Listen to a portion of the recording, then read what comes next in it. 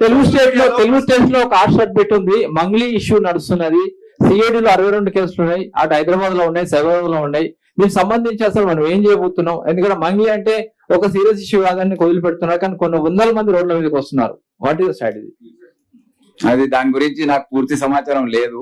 CID DG ఇక్కడనే ఉన్నారు. నేను త్వరలో దాన్ని సమీక్షించి మళ్ళీ ముందుకు ఏ విధంగా వెళ్లాలో నేను సోషల్ మీడియాలో ప్రశ్నిస్తేనే కేసులు, ట్వీట్ చేస్తేనే రిట్వీట్ చేస్తేనే కేసులు పెట్టిన సందర్భాలు ఉన్నాయి. అయితే ఉన్నాయి సార్. సుప్రీంకోర్టు స్ట్రిక్ట్ గా గైడ్ లైన్స్ ఇచ్చింది, నల్లబాలు వర్సెస్ స్టేట్ తెలంగాణ.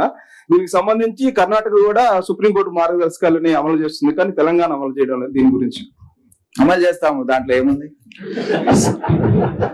సార్? భవిష్యత్తులో అవకాశం ఉందా సార్? ఇప్పుడు నేను ఆల్రెడీ చెప్పాను, ఎక్కడైతే శృతి మించుతుందో అప్పుడే మేము పిక్చర్ లోకి వస్తామండి. మీరు ఇష్టం వచ్చినట్టు బూతులు మాట్లాడి అప్పుడు కూడా ఏం చర్య తీసుకో, మీ పైన వచ్చినప్పుడు కూడా మీరు కంప్లైంట్ ఇస్తే తప్పకుండా స్పందిస్తాం. నా మీద వచ్చినప్పుడు కూడా మేము చేయాలి కదా. ఇది వ్యక్తిగత స్వేచ్ఛకు భంగం కలిగించే విధంగా ఉంటుంది, ప్రైవసీకి.